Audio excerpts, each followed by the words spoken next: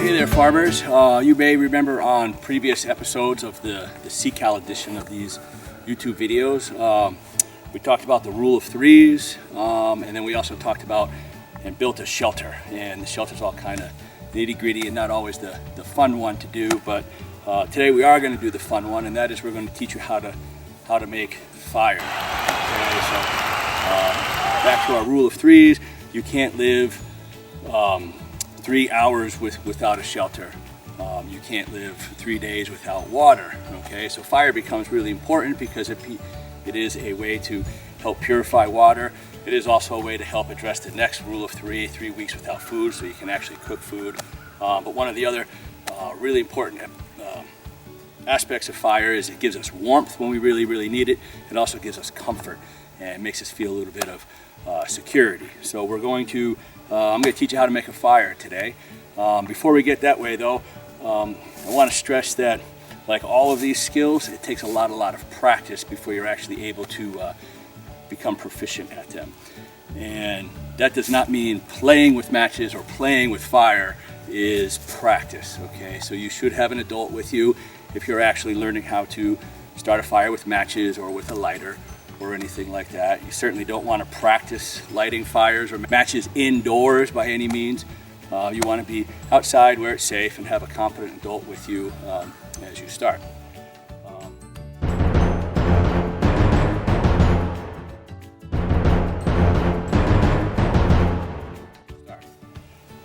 When we think about fire, it's kind of weird, but I think of fire as being alive, okay? So it breathes, it needs oxygen, it eats, it needs to have more fuel, more wood to put on it. It definitely grows, it spreads, and then ultimately it extinguishes and it dies. So it has a life cycle, it is alive, and it's usually started from nothing. Okay, which is actually really cool. When you make your own fire, you created it, okay? So you need fuel, you need oxygen for it to breathe. And you also need a heat source. We teach fire by friction, rubbing sticks together. If you rub your hands together really hard, really fast, you can feel your hands getting warm. That's a heat source for friction. You can also have a heat source from the sun shining through like a magnifying glass or a broken glass bottle. You can have a heat source that comes from a spark, like a lighter or from a match.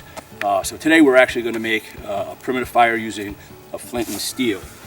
Okay, everybody knows the lighter, the fancy Bic lighters, and when you just hit the sparkers, that's the flint. There's like sparks coming out of that. That's what we're going to use. We're not really going to use the lighter today. That's like cheap. So get rid of that. It's known as a ferro rod. It's like a man-made flint and steel, and you can scrape it and make really hot sparks, like 4,000 degree sparks that will shoot off into our tinder bundle. So what's a tinder bundle? A tinder bundle is really fine material, plant-like material. So this is a tinder bundle that I had previously made. This is a mix of little pieces of grass, some inner bark of a dead tree that I had scraped and peeled, and I just sat there and I shredded it, and I mixed in some cattails and some fluffy seeds, and I usually keep little tinder bundles like this with me when I go walking in the woods, because you never know when you want to cook a hot dog, I guess. Okay, so we have our tinder bundle. We also have the very first bits of significant fuel to get it going. I would call this kindling. So this is really dry, dead sticks, about as thick as a pencil lead on the inside, and they're dry. If I bend them, they snap like a wishbone at Thanksgiving time. Okay. Then we go up in size to more dry twigs. Okay, again, they're nice and dry. If I bend them, they snap, they break. They are definitely dry. And then I can progress to larger thicknesses or diameter pieces of wood. This could be like camp wood or fuel wood that we would put on to make our fire grow and burn longer or hotter. Maybe we want to have coals to cook with later on. And obviously you can progress in the size and the diameter of the wood. I'm not going to use these sticks today because I don't really need to have a fire that's going to go for that long.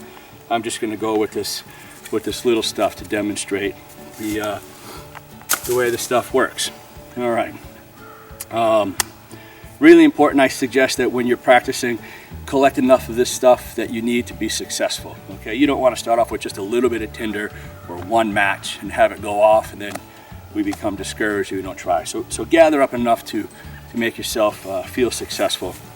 The other thing, you know, if we're out in the woods, we have all of this debris, which is, you know, great for making our debris huts. All of this on the ground. We don't want to really start a fire on top of that. We don't want to start a forest fire. We don't want it to spread. But it also holds a little bit of moisture in there too. And I have found that as your fire burns, it will actually start to dry the moisture out of the wood or the ground, and it creates a vapor, and you can actually put your fire out from underneath. So, you know, you can give yourself a chance, get some of that away, you know, get down to, I believe in some places it's called mineral earth, I believe they call it, or mineral dirt, but you want to get right down there. So I don't have any debris, no leaves, no anything like that. I have a tinder bundle. This one is super dry. I should have no problems with that. I can just put that right in there. I can have my twigs, my kindling twigs nearby, ready to go. Okay. Have my other bigger fuel sources ready to go. I've seen, you know, people build the TP fires, which it works really well when you get practice at it. If you want to build the TP fire where your sticks are like this, that works really well. It dries the wood out. It helps to feed it some more. I've seen people kind of build the old log cabin where it's kind of square. That also works well too. Everybody develops their own custom style of what to build for a fire. It's all good. They all work. Different conditions have it work a little bit better at times. All right, depending upon which one you like, that is. All right, so I have my flint and steel, my ferro rod, and again, it's just those sparks into this here tinder bundle. That should burn.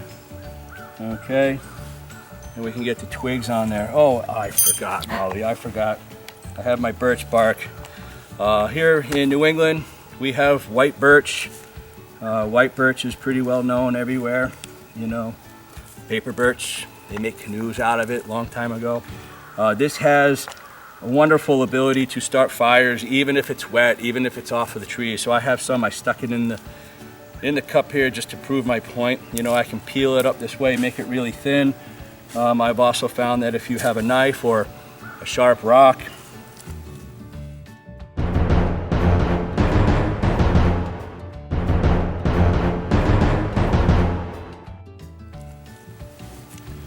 you could just kind of scrape it, make it shreddy, kind of peel it up. I'll give you a good look at it here in a minute. You see what I did with that? I can even put that right in there too, and quite surprisingly, even though it's soaking wet or covered in snow, that should start right up.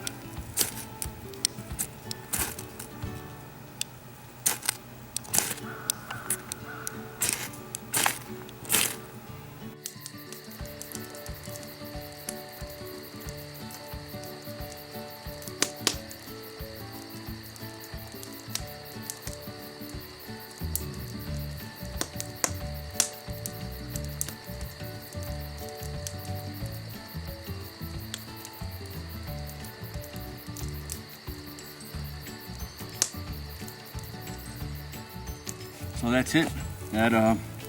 Those little twigs will start to burn. They'll turn into some coals. Again, I could add more thicker, bigger pieces. Eventually get a decent fire going. I did not pick any of this wood off the forest floor. I think that's a big key. When we go walking around in the woods, you can see sticks. This is clearly a dead stick. It's been laying on the forest floor for I don't know how long. That will have some moisture to it.